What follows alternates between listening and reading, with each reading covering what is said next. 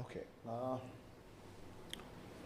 हम लोग ना हम लोग बहुत बड़े इनोवेटर्स रहे हैं यार लाइफ लॉन्ग, मतलब एज इंडियंस। मैं हिंदूज की बात अभी नहीं कर रहा हूँ।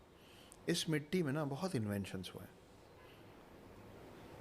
तो हम हमको ना हमारे कम से कम हिंदू स्क्रिप्चर्स में तो लिखा है कि क्यों पूछो, क्या चीज़ क्यों किया जा रहा है, सवाल पूछो। तो हम सवाल पूछना जानते थे हमेशा से। अब ना हम लोगों को अपंग कर दिया गया। और मैं जब बोल रहा हूँ अपंग कर दिया गया, मैं किसी पॉलिटिकल पार्टी का या किसी रिलीजन की बात नहीं कर रहा हूँ। आप सोचिए कि हम बचपन से हम पढ़े, अब हम हमारे बच्चों को और अपने नेक्स्ट जनरेशन को पढ़ा रहे हैं अल्फ़ाबेट्स ABCD Z तक।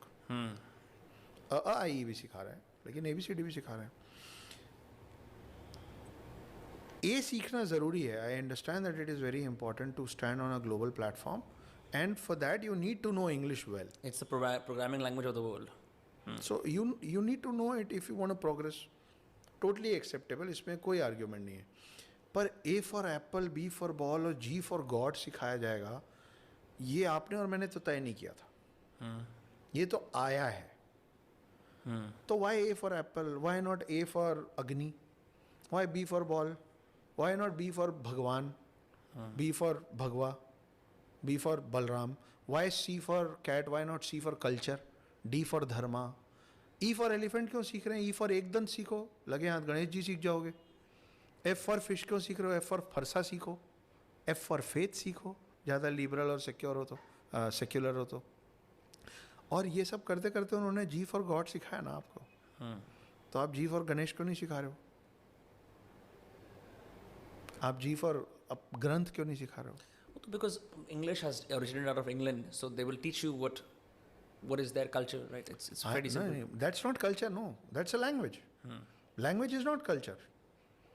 आप अगर कल्चर आप सिखा रहे हो तो जो क्रिश्चियन है उसको आप सिखाओगे ना कि होली वाटर क्या है, दैट इज देयर कल्चर।